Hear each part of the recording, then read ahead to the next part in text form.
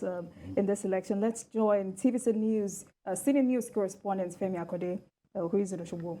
Hello, Femi, are you there? All right, good evening. All right, tell us what's the mood like where you are at the moment, INEC's preparations, and what security is looking like.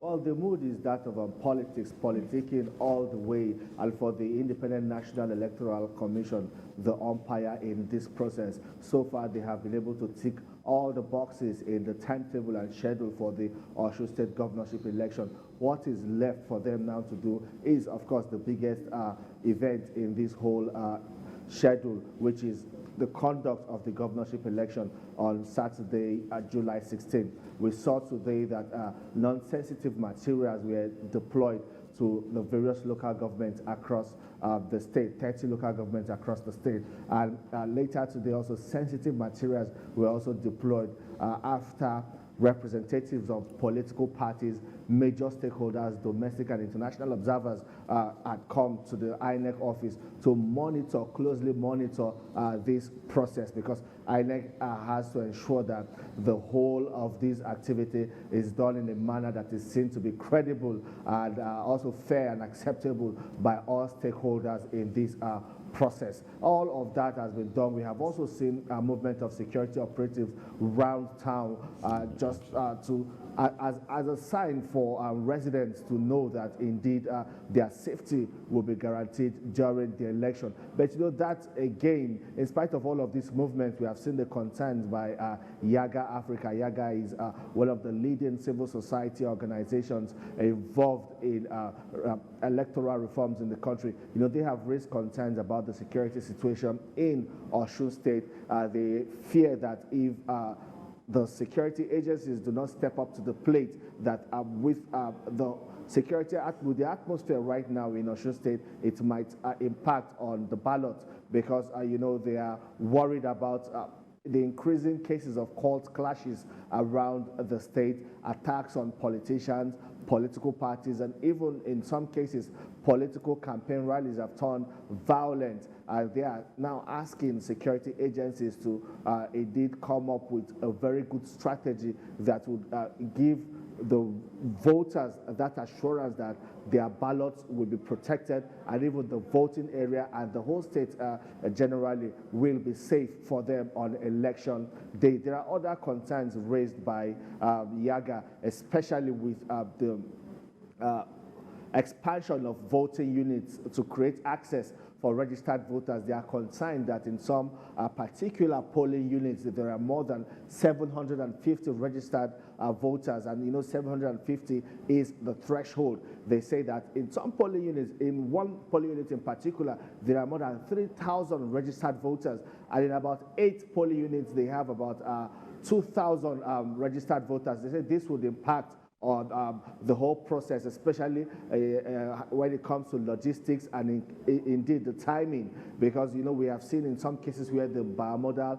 voter accreditation system malfunctions, and if it happens in this situation, you know, a lot of these registered voters might be disenfranchised, and so they are asking INEC to revisit that polling unit expansion system that they carried out a while ago, and ensure that there's an even distribution of registered voters to polling units and reduce congestion at some particular polling unit. We expect to see in places like Osogbo, that has the highest number of polling units, we expect to see that kind of congestion in some polling units, and in other places like Ife Central, with about 215 polling units, we expect to see also overcrowding in some polling units. You know, Yaga Africa is saying that this is an issue of concern that INEC must look into before the election. They're also saying that yes, indeed, INEC has come out to say that there's about 75% rate of PVC collection in Osun State, but they are asking that on the eve of election,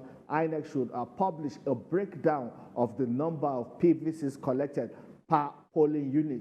This would help both domestic and international observers understand how people voted, how and also be able to also tabulate the voter turnout, and also indeed know if indeed there was maybe apathy and all of those factors considered during election. Some of these issues are now on the table, and that is what is forming a topic of discussion for the civil society organization, and hopefully INEC will heed to their call and we'll see what will happen in the coming days. But you know, campaigns for political parties will officially end today, and we have seen them make that last-minute move, crisscrossing the length and breadth of the state to woo registered voters, sway them in their favor, and hopefully on election day to see what the outcome of all their efforts will be. Jumake.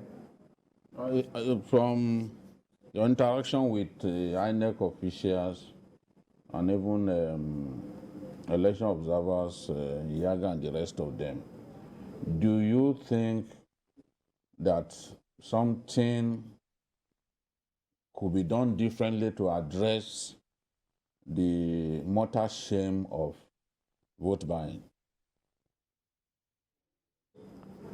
Well, INEC is particularly concerned about that, and even Yaga Africa put the blame on the doorstep of security agencies. You know, it's up to the security agencies this time to ensure that when they cite anything that look like vote buying, the perpetrators are apprehended immediately, because that will send a strong signal around that polling unit and indeed the entire state that this time vote buying will not be tolerated, because these are some of the issues, or this is even the major issue, the main issue that marred the Ekiti State governorship election, because INEC and indeed Yaga Africa and the civil society organizations are concerned about this voter buying, because you know it takes away legitimacy from the mandate of giving to the or to whoever becomes whoever becomes the favorable candidate at the poll. But you know, all political parties and politicians have become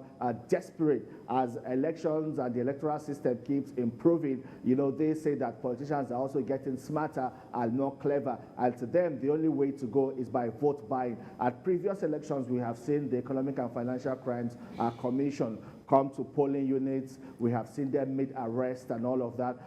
At the last Ekiti governorship election, we saw them, they made some arrests, and they said, INEC said investigations are still going on. And when those investigations are concluded, those perpetrators will be handed over to, of course, security agencies to be prosecuted according to the electoral law. But that is yet to happen. A lot of people had expected that if this prosecution had been done, maybe that would serve as a deterrent to would-be vote buyers in the Oshu governorship election. But you know, we'll wait to see how security agencies will handle this issue of vote buying this time around in Osun State. All right, TVC Senior Correspondent Femi Akande speaking there. Thank you very much, Femi, for the update. Thank you.